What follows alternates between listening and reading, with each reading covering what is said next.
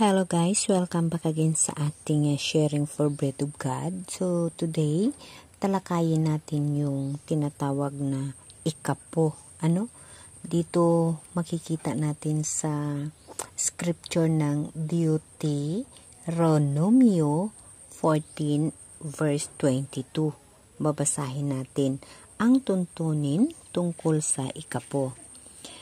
Kukunan ninyo ng ikapo ang inyong ani taon-taon, ang ikapo ng inyong ani alak langis, at ang panganay ng inyong mga hayop ay doon ninyo kakanin sa lugar na pipiliin ni Yahweh upang matuto kayong matakot sa Kanya.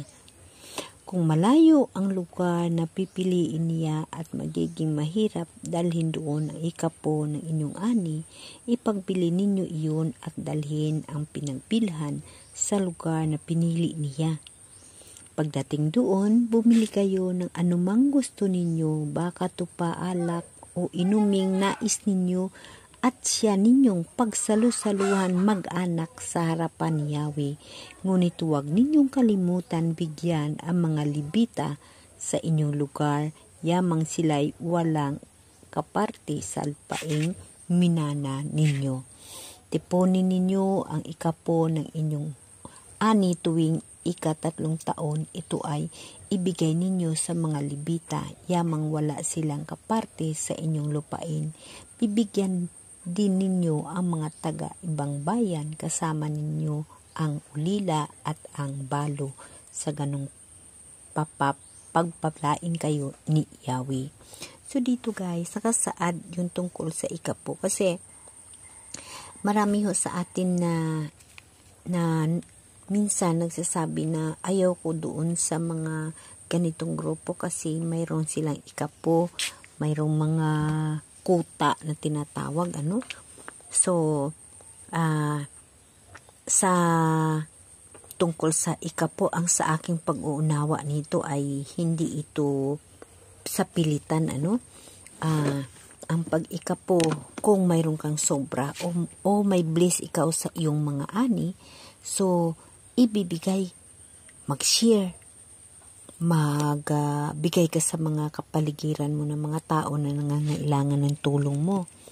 Bilang tao, ordinaryo lamang ako na tao, ngunit lumaki ako nung buhay pang mga magulang ko na tuwing maganda yung ani, bumibili ho ng mga pagkain, tapos magpapasalamat, kaya kumakain kami na sabay-sabay dahil na magandang ani, magandang tubas ng mangga ng tatay ko noon. So pag makapira, may bili ng mga pagkain para sa amin, minsan damit, ganon, di ba?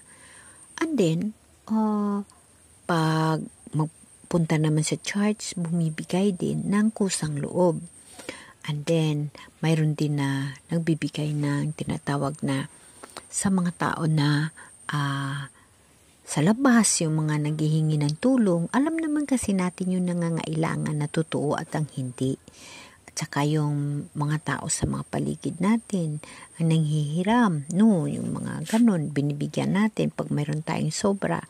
So yung ikapo, hindi ho ito para sa akin. Isa ho itong binibigay daan ng mahal na Diyos kung paano natin igagampanan yung papel natin sa kapwa natin.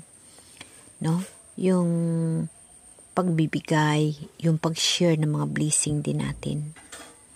Hindi ito pinipilit o wala itong amount na ibibigay mo sa church, di ba? Ang halimbawa, pag maganda ang ani mo ngayon, malakas ang kita mo, maganda ang ani mo, so kahit magkano, o kahit gusto mo kalahati, o kahit gusto mo ibigay, nasa sayo ho yun. Kasi ho, pag nandyan yung Diyos sayo, nandyan si Jesus sayo, alam mo kung anong dapat mong gagawin upang makatulong tayo sa kapwa natin. So, yung pagbibigay natin sa mga church, kasi yung church, kahit hindi lang naman iisa yung mga ating iglesia yung mga church natin hindi isa, marami. Lahat to yan, mga nagtuturo tungkol sa Diyos. So, nasa atin lang naman na mga puso at damdamin kung paano natin ikakabubuhay ang mahal na Diyos kahit saan man tayong anggulo dadalhin ng templo ng mga leader natin, no?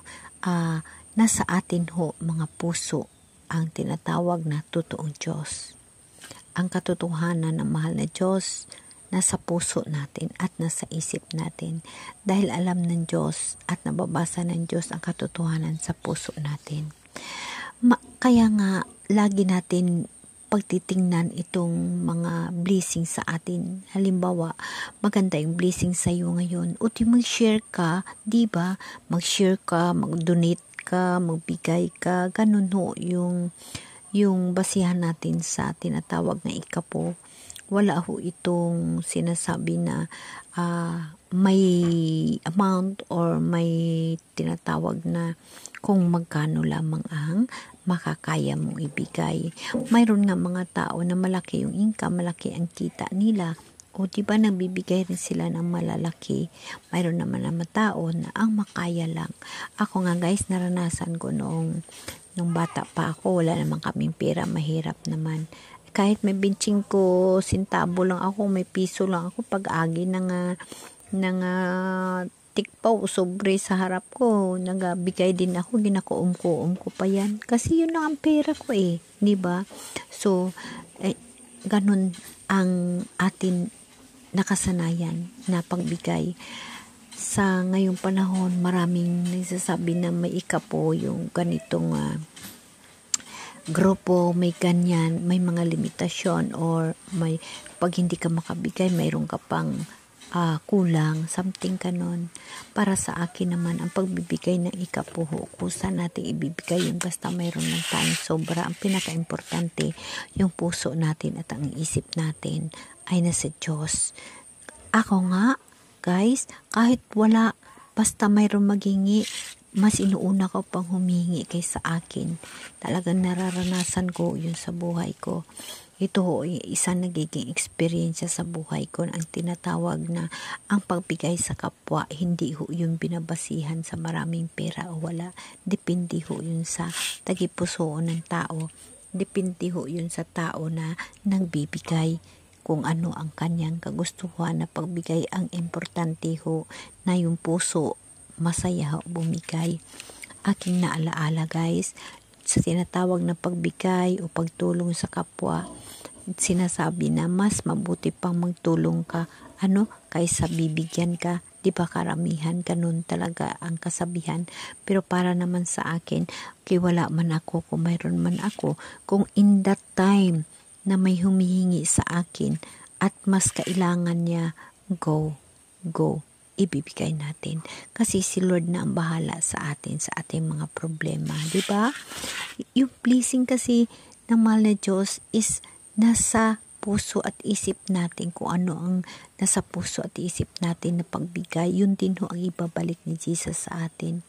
Siyempre, ang tinatawag na ang buhay natin kung kasama natin ang mahal na Diyos, talaga namang hindi ka nag-iisip na sa sarili mo mas inuuna mo yung makatulong ka. Kasi sabi mo naman sa sarili mo, si Lord na ho ang bahala sa akin, mas kailangan niya ito.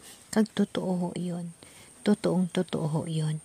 Kaya nga, gagawin natin, ugaliin natin na mag-share tayo ng ating blessing. Ang tungkol naman sa tinatawag na may mga deadline or may mga what we call this, yung mga ikapo na yan sa mga kagrupuhan natin na kailangan mo magbigay ng ikapo, obligado. It's depend to you guys. Depende ho. Basta importante ang